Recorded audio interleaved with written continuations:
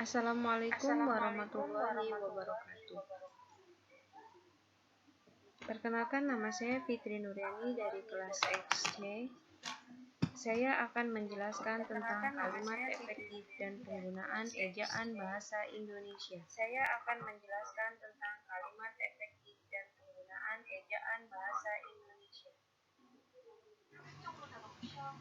Materi yang akan kita bahas tentang kalimat efektif mencangkup pengertian kalimat efektif, unsur-unsur kalimat efektif, dan ciri-ciri kalimat efektif. Pengertian: kalimat efektif adalah kalimat yang dapat menyampaikan gagasan kepada pembaca sesuai dengan apa yang ingin disampaikan oleh penulis dengan cara yang efisien dan tersusun berdasarkan kaidah dan struktur bahasa Indonesia yang baik dan baku. Sementara itu, menurut tim Kemendikbud tahun 2017 halaman 156 mengungkapkan bahwa kalimat efektif adalah kalimat yang menggunakan kaidah atau struktur bahasa Indonesia dan pilihan kata baku. Kalimat tidak efektif dapat membuat pesan yang disampaikan tidak sesuai dengan keinginan penulis. Menurut Arifin, tahun 2008, halaman 89 berpendapat bahwa kalimat efektif merupakan kalimat yang memiliki kemampuan untuk menimbulkan gagasan pada pikiran pembaca atau pendengar sesuai seperti apa yang ada di dalam pikiran penulisnya. Sejalan dengan pendapat tersebut, menurut Suyanto tahun 2011 halaman 49 mengemukakan bahwa kalimat efektif adalah kalimat yang memiliki kemampuan atau kekuatan untuk menimbulkan kembali gagasan-gagasan pada pikiran pendengar atau pembaca sesuai dengan pemikiran penulisnya. Unsur-unsur kalimat efektif. Menurut tim Kemendikbud tahun 2017 halaman 156 menjelaskan secara rinci mengenai unsur-unsur kalimat efektif yang harus diperhatikan dalam menyusun sebuah kalimat efektif. Berikut adalah penjelasannya. 1. Keparalelan. Keparalelan adalah kesamaan bentuk kata yang digunakan dalam kalimat itu. Artinya, jika bentuk pertama menggunakan nomina, maka bentuk kedua dan selanjutnya juga menggunakan nomina. Begitupun dengan verba. Keparalelan merupakan kesamaan bentuk kata yang digunakan dalam kalimat. Misalnya, jika bentuk pertama menggunakan verba, maka bentuk selanjutnya menggunakan verba juga. Jika nomina, maka selanjutnya pun menggunakan nomina.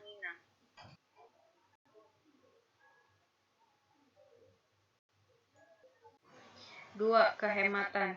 Berarti menggunakan kata, frasa, atau unsur lain yang hanya dibutuhkan saja sesuai dengan kebutuhan gagasan pokok penulisnya. Kehematan kata dapat dicapai melalui beberapa cara, yakni menghilangkan pengulangan subjek. 2. Menghindari penggunaan superordinat pada hiponimi kata. 3. Menghindari kesinoniman dalam suatu kalimat. 4. Tidak menjamakan kata yang sudah berbentuk jamak.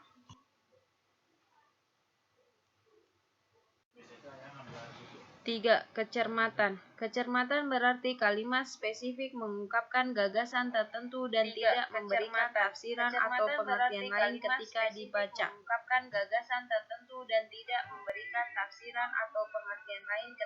dibaca.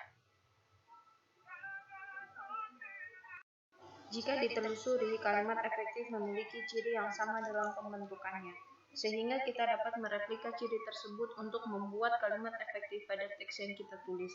Sebagai tambahan konteks, apa itu kalimat efektif? Menurut Arifin dan Tasai tahun 2008 halaman 99 mengungkapkan bahwa kalimat efektif memiliki ciri-ciri sebagai berikut. 1. Kesepadanan struktur. Berarti terdapat keseimbangan antara gagasan dan struktur bahasa yang digunakan. Kesepadanan struktur dapat dilihat dari kejelasan subjek, predikat, dan penggunaan kata hubung yang tepat untuk gagasan yang dibawakan. Misalnya, konjungsi sebab akibat digunakan untuk menjelaskan suatu penyebab terjadinya sesuai, atau konjungsi atau kata hubung kronologis digunakan untuk menyampaikan suatu urutan kejadian. 2. Keparalelan bentuk atau kesejajaran. Keparalelan adalah kesejajaran bentuk kata yang digunakan dalam kalimat. Maksudnya, jika bentuk pertama menggunakan nomina, bentuk kedua dan seterusnya juga akan menggunakan nomina. 3. Kehematan kata. Kehematan kata berarti tidak menggunakan kata yang berulang atau tidak dibutuhkan. Contohnya, meliputi tidak efektif. Pemuda itu segera mengubah rencananya setelah dia bertemu dengan atasannya. Kalimat yang efektif, harusnya pemuda itu segera mengubah rencana setelah bertemu dengan atasannya. Seperti penjelasan tim Kemendikbud di atas, kehematan kata dapat dicapai dengan cara tidak mengulang subjek, menghindari hiponim, penghilangan bentuk sinonim, dan menghilangkan makna jamak yang ganda. 4. Kecermatan penalaran. Kecermatan penalaran berarti teliti dalam menggunakan kata atau ungkapan sehingga dapat meyakinkan bahwa kalimat tidak menimbulkan tafsir atau arti ganda bagi pembacanya. 5. Kepaduan gagasan. Kepaduan ialah kepaduan pernyataan dalam kalimat itu sehingga informasi yang disampaikannya tidak terpecah-pecah. Kepaduan memiliki kriteria seperti di bawah ini. Kepaduan gagasan adalah kepaduan pernyataan dalam kalimat sehingga informasi yang disampaikan tidak tampak terpecah-pecah atau tidak bersatu atau tidak konsisten. Terdapat dua aspek yang diperhatikan untuk membuat kalimat yang padu gagasannya. Berikut adalah caranya. Kalimat padu tidak bertele-tele dan tidak mencerminkan pemikiran yang tidak simetris. 2. Kalimat yang padu mempergunakan pola aspek plus agent plus verbal secara tertib dalam kalimat-kalimat yang berpredikat pasif persona. 6. Kelogisan bahasa. Kelogisan bahasa berarti kalimat dapat diterima akal sehat dan penulisan sesuai dengan kaidah yang berlaku. Kalimat yang dikatakan logis jika logika mendukung wujud kalimatnya. Ejaan bahasa Indonesia. Ejaan ialah penggambaran bunyi bahasa dengan kaidah tulis-menulis yang distandarisasikan. Lazimnya, ejaan mempunyai 3 aspek, yakni aspek fonologis yang menyangkut penggambaran fonem dengan huruf dan penyusunan abjad. Aspek morfologi yang menyangkut penggambaran satuan-satuan morfemis dan aspek sintaksis yang menyangkut penanda ujaran tanda baca. Menurut Haryat Mosri tahun 2009, dalam Kamus Umum Bahasa Indonesia dinyatakan, ejaan adalah cara atau aturan menuliskan kata-kata dengan huruf. Misalnya, kata huruf dahulu adalah huruf. Kata itu telah diatur dengan ejaan yang sesuai dan sekarang dipergunakan adalah huruf. Ejaan ada 2 macam, yakni ejaan fonetis dan ejaan fomenis. Ejaan fonetis merupakan ejaan yang berusaha menyatakan setiap bunyi bahasa dengan huruf, serta mengukur dan mencatatnya dengan alat pengukur bunyi bahasa atau diagram. Dengan demikian, terdapat banyak lambang atau huruf yang dipergunakan untuk menyatakan bunyi-bunyi bahasa itu. Ejaan fonemas adalah ejaan yang berusaha menyatakan setiap fonem dengan satu lambang atau satu huruf, sehingga jumlah lambang yang diperlukan tidak terlalu banyak jika dibandingkan dengan jumlah lambang dalam ejaan fonetis, menurut Baru Sanggup tahun 2013. Sejarah ejaan bahasa Indonesia. Ejaan Van Ophusen. Ejaan ini ditetapkan pada tahun 1901, yaitu ejaan bahasa Melayu dengan huruf Latin. Van Ophusen merencanakan ejaan itu yang dibantu oleh Engku Nawawi Gelar, Sultan Makmur, dan Muhammad Taib Sultan Ibrahim. Ejaan Republik atau ejaan Suwandi. Setelah Indonesia merdeka pada tahun 1945, ejaan Van Ophusen mengalami beberapa perubahan. Keinginan untuk menyempurnakan ejaan Van Ophusen terdengar dalam Kongres Bahasa Indonesia 1 tahun 1938 di Solo. Kemudian pada tanggal 19 Maret 1947, Mr. Suwandi yang pada saat itu menjabat sebagai Menteri Pengajaran, Pendidikan, dan Kebudayaan Republik Indonesia melalui sebuah putusan Menteri Pengajaran, Pendidikan, dan Kebudayaan tanggal 15 April 1947 tentang perubahan ejaan baru meresmikan ejaan baru yang dikenal dengan nama ejaan Republik yang menggantikan ejaan sebelumnya. Pada Kongres 2 Bahasa Indonesia tahun 1954 di Medan, Profesor Dr. Priyono mengajukan Prasaran dasar-dasar ejaan bahasa Indonesia dengan huruf Latin. Isi dasar-dasar tersebut adalah perlunya menyempurnakan kembali ejaan Republik yang sedang dipakai saat itu. Namun hasil penyempurnaan ejaan Republik ini gagal diresmikan karena terbentur biaya yang besar untuk perombakan mesin tik yang telah ada di Indonesia. Ejaan Melindo atau Melayu Indonesia. Usaha menyempurnakan ejaan terus dilakukan, termasuk bekerja sama dengan Malaysia dengan rumpun bahasa Melayunya pada Desember 1959. Dari kerjasama ini terbentuklah ejaan Melindo yang diharapkan pemakaiannya berlaku di kedua negara paling lambat bulan Januari 1962. Namun, perkembangan hubungan politik yang kurang baik antar dua negara pada saat itu, ejaan ini kembali gagal diberlakukan. Ejaan Bahasa Indonesia yang disempurnakan.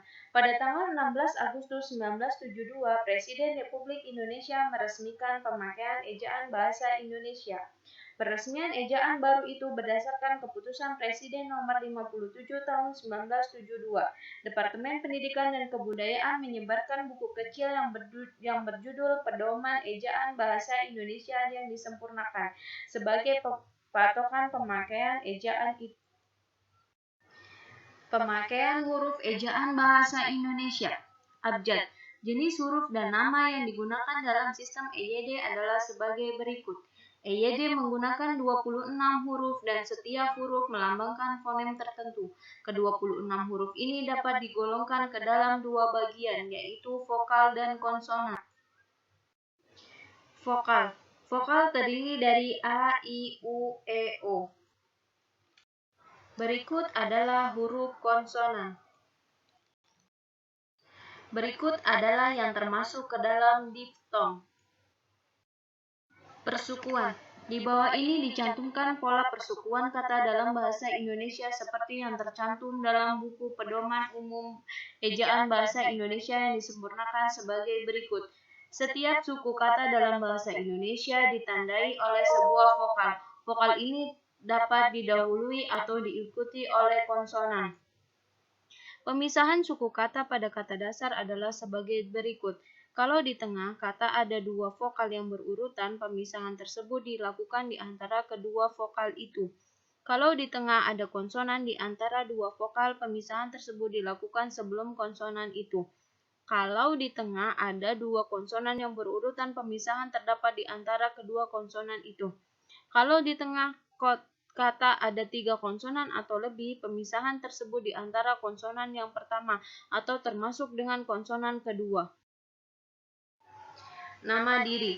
Penulisan nama-nama sungai, gunung, jalan, kota, dan sebagainya disesuaikan dengan ejaan yang disempurnakan.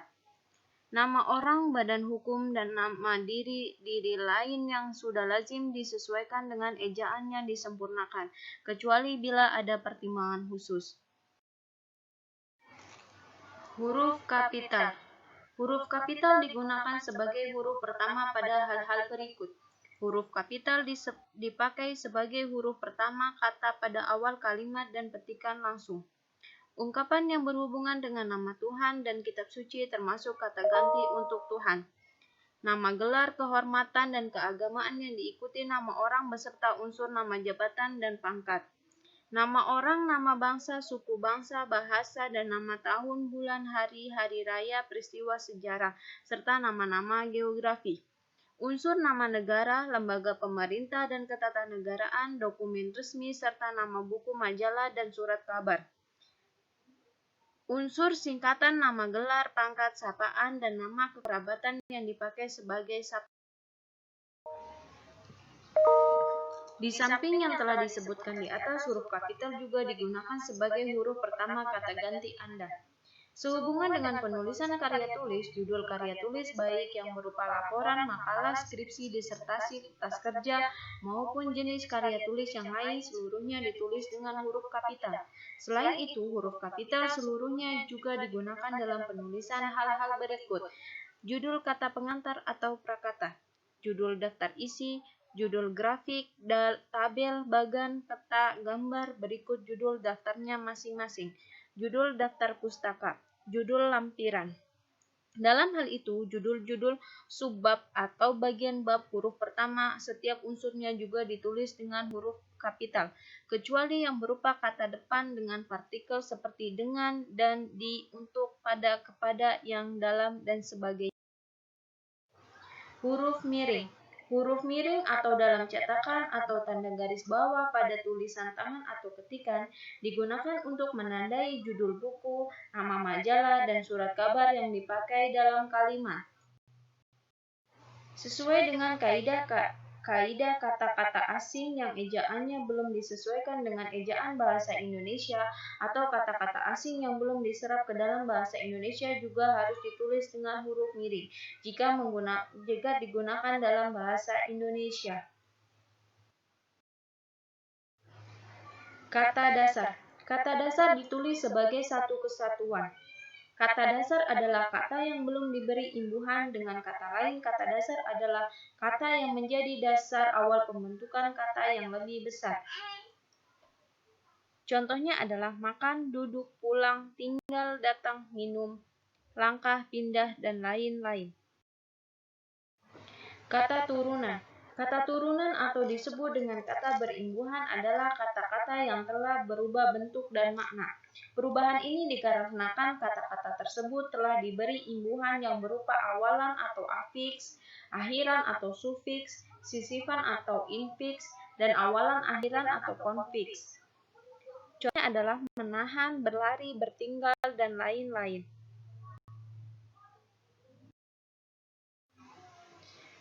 Pemakaian kata ejaan bahasa Indonesia. Penulisan gabungan kata. Gabungan kata atau yang lazim disebut kata majemuk, termasuk istilah khusus unsur-unsur yang ditulis terpisah. Berbeda dengan itu, gabungan kata yang maknanya sudah dianggap padu, unsur-unsurnya ditulis serangkai. Penulisan bentuk ulang. Sejalan dengan kaidah yang berlaku sekarang, angka 2 tidak digunakan sebagai penanda perulangan. Dalam penulisan bentuk ulang, bagian-bagian kata yang diulang ditulis seluruhnya secara lengkap dengan disertai tanda hubung di antara unsur-unsur yang diulang.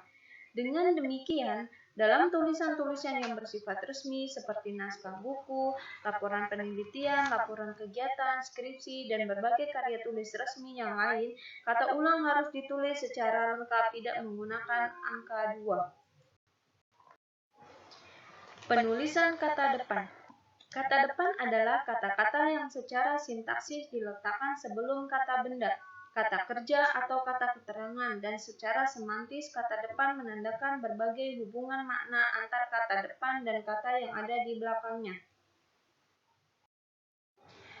Penulisan singkatan atau akronim. Istilah singkatan berbeda dengan akronim. Singkatan ialah kependekan yang berupa huruf atau gabungan huruf, baik dilafalkan huruf demi huruf maupun dilafalkan sesuai dengan bentuk lengkapnya.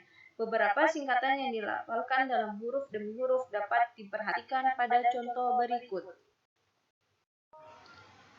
Penulisan unsur serapan. Bahasa Indonesia berkembang sangat pesat, dan dalam perkembangannya itu bahasa Indonesia banyak menyerap bahasa atau ejaan lain dari berbagai bahasa di dunia, seperti bahasa Arab, Belanda, Sanskerta, Portugis, dan Inggris. Bahasa Indonesia adalah bahasa yang terbuka. Maksudnya ialah bahwa bahasa ini banyak menyerap kata-kata dari bahasa lainnya, sehingga banyak kata serapan bahasa Indonesia dari berbagai bahasa seperti berikut ini. Perkembangan ejaan bahasa Indonesia. Perkembangan awal revisi 1987. Pada tahun 1987, Kementerian Pendidikan dan Kebudayaan mengeluarkan Surat Keputusan Menteri Pendidikan dan Kebudayaan Nomor 0543A-U-1987 tentang perbaikan spelling pedoman umum Indonesia ditingkatkan. Keputusan Menteri ini meningkatkan EYD edisi 1975. Perkembangan awal revisi 2009. Pada tahun 2009, Menteri Pendidikan Nasional mengeluarkan Keputusan Menteri Pendidikan Nasional Peraturan Nomor 46 Tahun 2009 tentang Pedoman Umum Ejaan Bahasa Indonesia yang disempurnakan. Dengan dikeluarkannya peraturan ini di EYD 1987 edisi berubah dan tidak lagi berlaku. Perbedaan dengan ejaan sebelumnya. Perubahan yang terdapat pada ejaan baru atau ejaan LBK tahun 1967 antara lain sebagai berikut. Beberapa kebijakan baru yang ditetapkan dalam EYD adalah sebagai berikut.